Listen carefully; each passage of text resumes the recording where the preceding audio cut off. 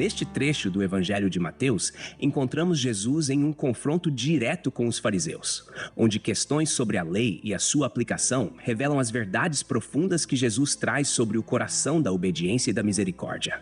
No capítulo 12, do versículo 1 até o versículo 8, a cena se passa em um dia de sábado, dia esse separado e santificado desde a criação. Um dia em que o povo de Israel deveria se abster de qualquer tipo de trabalho, dedicando-se totalmente ao descanso e à adoração a Deus. Esse preceito era tão central para a identidade judaica que violar o sábado era considerado um pecado grave, digno de severas punições. Enquanto Jesus e seus discípulos caminhavam pelos campos de trigo, os discípulos, sentindo fome, começaram a colher espigas e a comer. Esse ato, embora simples, causou uma reação instantânea nos fariseus, que, atentos a cada movimento de Jesus, viram ali uma oportunidade para acusá-lo. No versículo 2, os fariseus questionam: "Eis que os teus discípulos fazem o que não é lícito fazer no sábado." Eles acusam Jesus de permitir que seus discípulos transgredissem a lei, interpretando a colheita das espigas como um trabalho, algo que a tradição rabínica proibia. Ao ouvir a acusação, Jesus responde com sabedoria e profundidade. Ele não apenas defende seus discípulos, mas aproveita a ocasião para expor a verdadeira natureza da lei e a compreensão do sábado. Ele começa sua resposta relembrando uma passagem das Escrituras, mencionando o episódio em que Davi, em uma situação de necessidade, entrou na casa de Deus e comeu dos pães da proposição, algo que só aos sacerdotes era permitido. No versículo 3, Jesus diz: "Não lestes o que fez Davi quando teve fome? Ele e os que com ele estavam?" Esta lembrança das Escrituras é intencional, pois Jesus quer que eles entendam que, em situações de necessidade, o valor da vida e do cuidado se sobrepõe ao rigor da lei cerimonial. A história de Davi, registrada em 1 Samuel, capítulo 21, é usada por Jesus para ilustrar que a compaixão e a necessidade humana não violam o espírito da lei, mas, na verdade, demonstram o propósito do coração de Deus. Em seguida, Jesus menciona os próprios sacerdotes, que trabalham no templo no sábado sem serem culpados por isso. No versículo 5 ele pergunta: "Ou não lestes na lei que aos sábados os sacerdotes no templo violam o sábado e ficam sem culpa?" A atividade deles, embora tecnicamente constituísse trabalho, era necessária para o serviço a Deus, mostrando que o serviço ao Senhor e o bem do próximo estão acima da mera observância ritual. Jesus então faz uma afirmação impressionante no versículo 6: "Mas eu vos digo que aqui está quem é maior do que o templo." Esta declaração é crucial, pois Jesus se coloca como alguém superior ao próprio templo, a casa de adoração mais sagrada para os judeus. Ele reivindica uma autoridade que vai além das construções físicas e dos rituais, pois ele próprio é a manifestação de Deus entre o povo, a presença divina que supera qualquer estrutura ou tradição. Essa declaração revelava algo profundo sobre sua identidade e sua missão. No versículo 7, Jesus cita o profeta Oséias: "Se vós soubesseis o que significa, misericórdia quero e não sacrifício, não condenaríeis os inocentes." Ele aponta para a essência da lei, que é o amor e a misericórdia, e não apenas a observância mecânica de rituais. A palavra do profeta em Oséias, capítulo 6, versículo 6, lembrava ao povo que o coração de Deus estava mais voltado para a misericórdia e a compaixão do que para os sacrifícios e rituais. Esse é um golpe direto contra a religiosidade vazia, que cumpre obrigações exteriores sem o envolvimento do coração, sem o olhar compassivo e cheio de graça.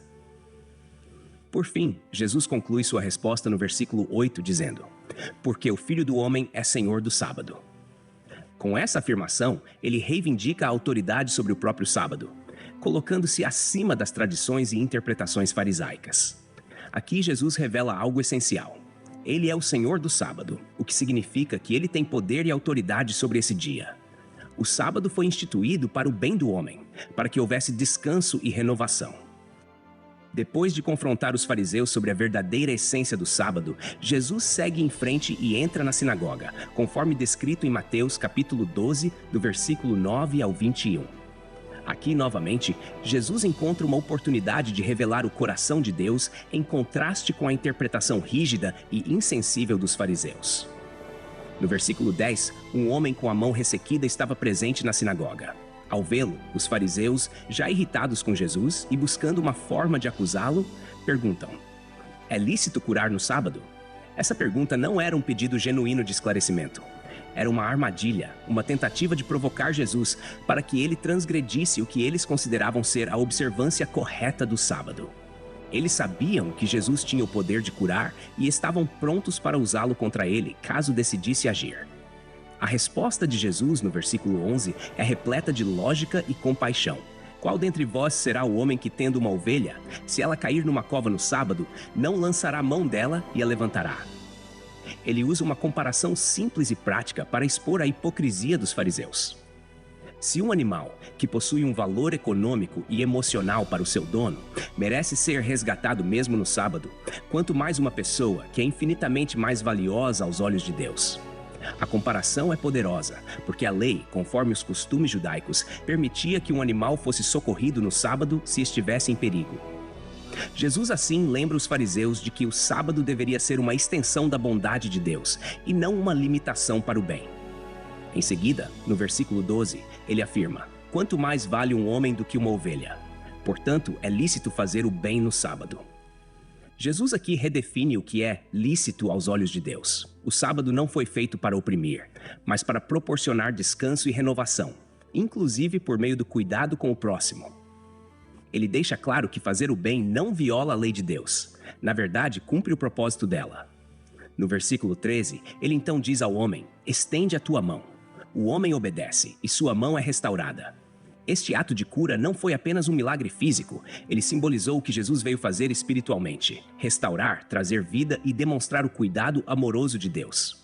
O milagre, além de curar o homem, revela a verdadeira intenção do coração divino para o sábado, que é um dia de bênção, não de sofrimento ou rigidez. O milagre, no entanto, desperta ainda mais a ira dos fariseus. No versículo 14, é dito que os fariseus, saindo, conspiravam contra ele, procurando ver como o matariam. Em vez de se alegrarem com a cura e celebrarem a bondade de Deus manifesta em Jesus, eles se ressentem profundamente, pois percebem que a autoridade de Jesus desafia suas interpretações rígidas e questiona o poder que eles exerciam sobre o povo. Esse versículo é uma demonstração clara da dureza do coração deles. Em vez de serem sensibilizados pelo ato de bondade, endurecem-se ainda mais contra o próprio autor da misericórdia. Diante disso, Jesus, sabendo dos planos deles, se retira, como mencionado no versículo 15. No entanto, multidões o seguem, e ele as cura todas, sem fazer distinção. Esse gesto de Jesus mostra que ele não é limitado pela oposição ou pelo ódio daqueles que o perseguem. Ele continua fiel à sua missão de amor e restauração, acolhendo a todos que o buscam e estendendo seu poder de cura a cada um. Essa disposição de Jesus para com o povo contrasta fortemente com o espírito dos fariseus, que se preocupavam mais com a aparência e com o rigor das leis do que com o bem-estar dos necessitados. No versículo 16, ele ordena que as pessoas não divulguem suas curas, talvez para evitar a publicidade que atrairia ainda mais o ódio dos líderes religiosos, ou para se manter fiel ao propósito de cumprir a missão sem o alarde que poderia desviar a atenção de sua mensagem. Essa humildade e discrição de Jesus refletem uma completa dependência do tempo e da vontade de Deus para a sua obra.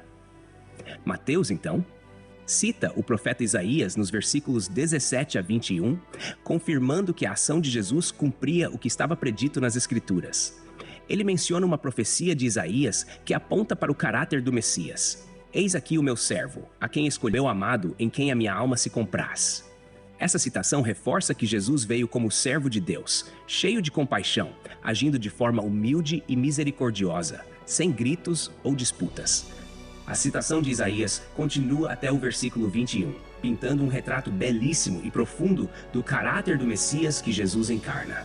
Mateus mostra que o ministério de Jesus se alinha diretamente com a profecia sobre o servo escolhido de Deus. Alguém que traria justiça e esperança, mas sem imposições ou clamor estrondoso. No versículo 18, vemos a expressão: eis aqui o meu servo, a quem escolhi, o meu amado, em quem a minha alma se compraz. Uma declaração da aprovação divina sobre Jesus. Essa escolha de Deus é especial, pois o chama de meu amado, aquele em quem repousa a alegria do Pai. Há um sentido profundo de intimidade e missão nessa relação, indicando que Jesus age não apenas com autoridade, mas com a aprovação e amor completos de Deus. Esse trecho ecoa o que já ouvimos no batismo de Jesus, quando uma voz do céu declarou: Este é o meu filho amado em quem me comprazo. Mateus capítulo 3, versículo 17. Isso reafirma que a missão de Jesus tem uma origem divina, e ele é o portador da plena vontade de Deus para a humanidade. O versículo 18 também diz: farei repousar sobre ele o meu espírito, e ele anunciará juízo aos gentios. Aqui, o profeta nos lembra que o Espírito de Deus, presente desde o início do ministério de Jesus, é o poder e a força por trás de tudo o que ele faz. Essa presença do Espírito também implica que Jesus age não segundo o padrão humano, mas conforme a orientação divina, revelando o juízo, isto é, a verdade e a justiça de Deus, a todos os povos, incluindo os gentios. Esse detalhe é particularmente significativo porque sugere que a obra de Jesus vai além do povo de Israel. Ele vem para trazer luz e salvação a todas as nações, o que já prenunciava o alcance universal do Evangelho. No versículo 19, Isaías profetiza que o servo de Deus não contenderá, nem clamará, nem alguém ouvirá nas praças a sua voz. Esta descrição destaca a humildade e a mansidão de Jesus, que não buscava conflitos ou agia com altivez, como os líderes religiosos de sua época. Ele não levantava a voz nas praças para se promover ou chamar atenção para si. Ao contrário, sua postura era de quietude e compaixão. Esse aspecto é um contraste marcante com a cultura da época, onde muitos mestres e líderes políticos buscavam reconhecimento público e usavam de manipulações para manter o controle. Jesus, no entanto, revela a verdadeira liderança servidora, que não depende de exibições de poder ou do reconhecimento humano. No versículo 20, lemos uma das descrições mais tocantes do ministério de Jesus. Não esmagará a cana quebrada, nem apagará a torcida que fumega, até que faça triunfar o juízo. A cana quebrada e a torcida que fumega simbolizam pessoas frágeis, machucadas, desanimadas e desgastadas pela vida. Jesus não despreza esses pequenos e vulneráveis. Ao contrário, ele age com uma ternura que restaura, que cuida. Em vez de quebrar a cana já machucada ou apagar a chama que mal sobrevive, Jesus traz vida, renovação e esperança. Essa é uma mensagem de enorme consolo para todos aqueles que se sentem fragilizados, pois o Messias não é alguém que vem para esmagar os fracos, mas para erguê-los, sustentá-los e fazer com que a justiça prevaleça. Finalmente, no versículo 21, lemos: e no seu nome os gentios esperarão. Este é o clímax da profecia, pois aponta para o alcance global da obra de Jesus. A esperança de salvação e justiça não seria limitada a um povo específico, mas estaria aberta a todos, inclusive aos gentios, que por muito tempo foram considerados alheios às promessas de Deus. Em Jesus, o Messias, os gentios encontrariam a esperança de um novo começo e a reconciliação com o Criador. Esse versículo prenuncia o efeito universal do Evangelho, que será proclamado em todos os cantos da terra e abraçado por povos de todas as nações. Assim, Mateus nos apresenta Jesus não apenas como o Messias prometido a Israel, mas como o Salvador de todos, aquele que vem com mansidão e amor, cumprindo a profecia de Isaías e revelando o caráter misericordioso de Deus para com a humanidade. A partir do versículo 22, Mateus nos mostra mais um episódio de confronto entre Jesus e os fariseus, mas desta vez o foco é a natureza e a fonte de sua autoridade espiritual. Nesse ponto do capítulo 12, Jesus cura um homem possuído por um espírito maligno, que o tornava cego e mudo. Esta cura é profunda, pois não apenas liberta o homem de sua opressão espiritual, mas também restaura sua capacidade de ver e falar. O milagre impressiona a todos, e a multidão começa a se perguntar: não é este, porventura, o filho de Davi? Mateus capítulo 12, versículo 23. Essa pergunta é significativa, pois filho de Davi era um título messiânico, apontando para aquele que viria como o prometido rei e libertador de Israel. Os fariseus, no entanto, respondem de forma bem diferente. Incomodados pela crescente popularidade de Jesus e sua demonstração de autoridade sobre as forças espirituais, eles tentam desacreditar o milagre, dizendo: este não expulsa demônios, senão por Belzebu, príncipe dos demônios. Mateus capítulo 12, versículo 24. Ao acusar Jesus de operar milagres pelo poder de Belzebu, um título para Satanás, os fariseus estão basicamente negando que a autoridade de Jesus seja divina e insinuam que ele está em parceria com o mal. Esta acusação é não apenas absurda, mas revela a dureza de seus corações e sua disposição de caluniar Jesus para manter seu próprio status. Jesus, conhecendo os pensamentos deles, responde de forma sábia e direta: Ele expõe a incoerência dessa acusação com uma série de argumentos. Primeiro ele diz: todo reino dividido contra si mesmo ficará deserto, e toda cidade ou casa dividida contra si mesma não subsistirá. E se Satanás expulsa Satanás, está dividido contra si mesmo. Como, pois, subsistirá o seu reino? Mateus capítulo 12, versículos 25 e 26. A lógica é simples. Se Satanás estivesse operando contra ele mesmo, seu próprio reino estaria em colapso. Portanto, seria ilógico que Jesus estivesse expulsando demônios pelo poder de Satanás, pois isso enfraqueceria as forças do mal em vez de fortalecê-las. Jesus continua no versículo 27, dizendo: E se eu expulso demônios por Belzebu, por quem os expulsam então os vossos filhos? Por isso eles mesmos serão os vossos juízes.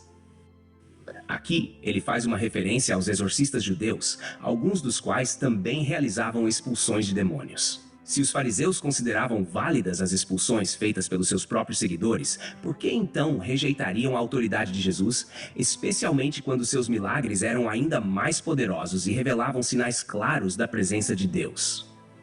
A seguir, Jesus apresenta a verdadeira fonte de seu poder. No versículo 28, ele declara: Se, porém, eu expulso demônios pelo Espírito de Deus, é consequentemente chegado a vós o reino de Deus. Esta é uma afirmação profunda. Jesus está revelando que o poder que opera por meio dele é o Espírito de Deus, e que esse poder é um sinal de que o reino de Deus está presente e ativo entre eles. A presença do reino de Deus significava que a autoridade divina estava rompendo com as trevas e oferecendo liberdade aos oprimidos. Em outras palavras, os milagres de Jesus não eram apenas atos isolados de cura ou libertação. Eram sinais de uma nova era, o reino de Deus invadindo a história. Para ilustrar ainda mais sua autoridade sobre as forças malignas, Jesus conta uma breve parábola no versículo 29. Ou como pode alguém entrar na casa do valente e roubar-lhe os bens, sem primeiro amarrá-lo, e então lhe saqueará a casa? Aqui, Jesus se descreve como alguém que entra na casa do valente, Satanás, e o amarra, para então libertar os que estavam sob seu poder. Esse é um retrato vívido da missão de Jesus, que veio para destruir as obras do maligno, libertando os cativos espirituais e restaurando os que estavam oprimidos. Para que Jesus possa libertar, ele primeiro subjuga o poder de Satanás, mostrando que tem uma autoridade muito superior à do inimigo. No versículo 30, Jesus afirma: Quem não é por mim é contra mim, e quem comigo não ajunta espalha. Essa é uma declaração direta sobre a neutralidade impossível quando se trata de Jesus. Ele coloca diante de seus ouvintes a realidade de que não se pode ser indiferente ao seu chamado. Ou se está com ele e sua missão, ou se está contra ele. Não há meio termo. Esse versículo confronta tanto a multidão quanto os líderes religiosos, pois implica que rejeitar a Jesus é, em essência, alinhar-se contra o propósito divino de salvação. Nos versículos 31 e 32, Jesus aborda o que se tornaria uma das passagens mais debatidas do Novo Testamento: o pecado contra o Espírito Santo. Ele diz: Por isso vos declaro, todo pecado e blasfêmia se perdoará aos homens, mas a blasfêmia contra o Espírito não será perdoada. E, se alguém disser alguma palavra contra o Filho do Homem, ser-lhe-á isso perdoado. Mas se alguém falar contra o Espírito Santo, não lhe será isso perdoado, nem neste mundo, nem no porvir. Aqui, Jesus fala sobre um pecado específico, que ele define como a blasfêmia contra o Espírito Santo. Esse pecado não é apenas uma rejeição de Jesus enquanto homem, mas uma resistência consciente e obstinada contra a obra do Espírito de Deus, que está claramente operando em e através de Jesus. Ao acusar Jesus de agir pelo poder de Satanás, os fariseus estavam, na verdade, rejeitando a evidência do Espírito Santo em ação, e por isso estavam em perigo de cometer essa blasfêmia. A partir do versículo 33, Jesus aprofunda seu ensino, usando uma metáfora simples, mas poderosa, sobre árvores e seus frutos, para ilustrar a relação entre o coração e as palavras que falamos.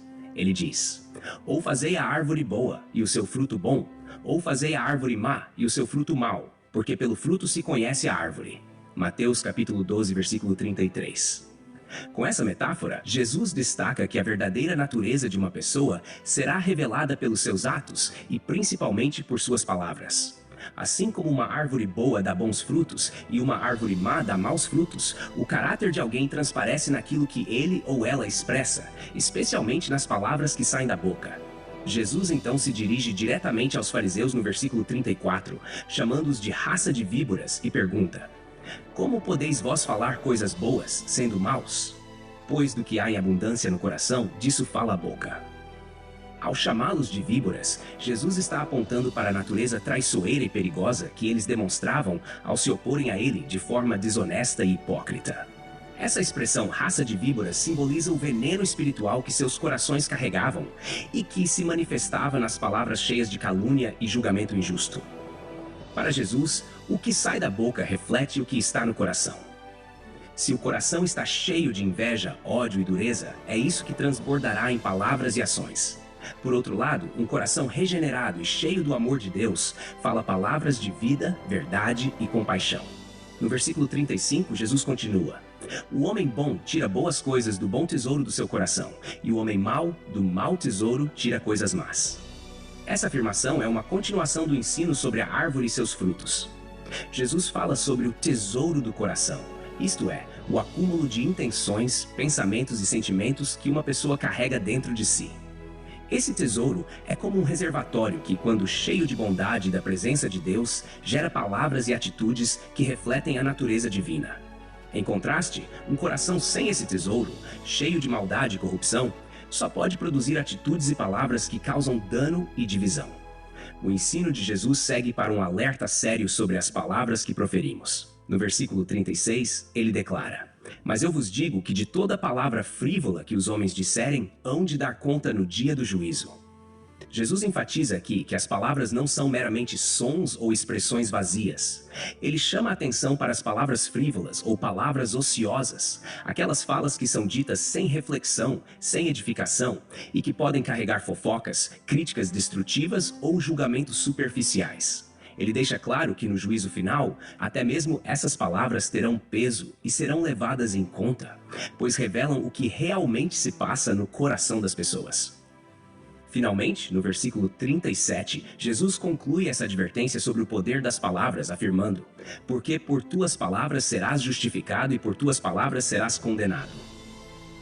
Esse versículo ressalta que as palavras têm um papel fundamental na nossa vida espiritual. As palavras não apenas expressam o que pensamos e sentimos, mas têm o poder de justificar ou condenar, de acordo com o que revelam sobre o nosso interior. Essa declaração coloca uma responsabilidade pessoal sobre cada um, indicando que a nossa fala pode ser um testemunho de nossa fé e obediência a Deus, ou, ao contrário, uma prova de rebeldia e dureza de coração. Jesus nos mostra, assim, que seremos responsáveis não apenas por nossas ações, mas também pelas palavras que proferimos. Esse trecho, então, nos chama a uma reflexão séria sobre como estamos cuidando do nosso tesouro interior e de como isso se manifesta em nossa linguagem diária. No versículo 38, Mateus registra que alguns escribas e fariseus se aproximaram de Jesus com um pedido específico: Mestre, queremos ver da tua parte algum sinal. A demanda deles não era um pedido sincero de entendimento ou fé, mas uma tentativa de forçar Jesus a provar sua autoridade. Para eles, os milagres e ensinamentos de Jesus, que já tinham presenciado, ainda não eram suficientes. Esse pedido por um sinal revela uma descrença arraigada e uma resistência à mensagem de Jesus, pois o objetivo deles era testar e desafiar sua legitimidade, não aprender ou se submeter à sua autoridade. Jesus, percebendo a verdadeira intenção deles, responde com firmeza. No versículo 39, ele diz: Uma geração má e adúltera pede um sinal, e nenhum sinal lhe será dado, senão o sinal do profeta Jonas. Ao usar a expressão geração má e adúltera, Jesus está chamando a atenção para a infidelidade espiritual daquele povo. Ele faz uma comparação com o comportamento espiritual de uma esposa infiel, pois, em vez de serem fiéis a Deus e a sua palavra, eles estavam constantemente buscando comprovações e sinais visíveis, demonstrando uma falta de confiança e um afastamento do propósito divino. No versículo 40, Jesus explica o significado do sinal de Jonas. Pois assim como Jonas esteve 3 dias e 3 noites no ventre do grande peixe, assim estará o Filho do Homem 3 dias e 3 noites no coração da terra. Jesus aqui profetiza sobre sua própria morte e ressurreição. Assim como Jonas foi um sinal para os habitantes de Nínive, chamando-os ao arrependimento e à salvação, Jesus seria o sinal definitivo para aquela geração. Ele seria crucificado, sepultado e, ao terceiro dia, ressuscitaria. confirmando seu poder e autoridade como Filho de Deus. A menção de 3 dias e 3 noites alude ao período de tempo em que Jesus estaria morto antes de sua ressurreição. Uma referência que, depois de cumprida, seria o maior e mais irrefutável sinal de todos. Jesus então continua no versículo 41, dizendo: Os ninivitas se levantarão no juízo com esta geração e a condenarão, porque se arrependeram com a pregação de Jonas. E eis aqui está quem é maior do que Jonas. Ele lembra que os habitantes de Nínive, uma cidade pagã, responderam à pregação de Jonas com arrependimento genuíno, enquanto a sua própria geração, que tinha diante de si alguém muito maior que Jonas, recusava-se a ouvir e se converter. Esta comparação é um juízo severo sobre a incredulidade dos fariseus e escribas, pois apesar de terem diante de si o próprio Messias, insistiam em rejeitar sua mensagem. No versículo 42, Jesus prossegue: A rainha do sul se levantará no juízo com esta geração e a condenará, porque veio dos confins da terra para ouvir a sabedoria de Salomão. E eis aqui está quem é maior do que Salomão. Ele cita o exemplo da rainha de Sabá, que viajou uma longa distância para ouvir a sabedoria do rei Salomão e assim demonstrou um coração humilde e sedento pela verdade. Em contraste, os líderes judeus, que tinham acesso direto a Jesus, o próprio Filho de Deus, mostravam-se indiferentes e hostis. Tanto os ninivitas quanto a rainha de Sabá seriam testemunhas de condenação contra aquela geração incrédula, pois eles demonstraram mais receptividade e humildade diante da verdade do que aqueles que tinham Jesus em seu meio.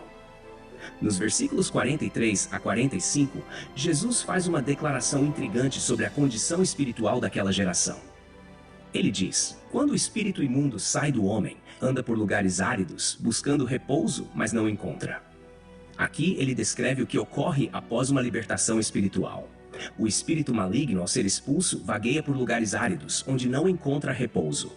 A ideia de um lugar árido sugere a falta de uma morada propícia, um coração que o acolha.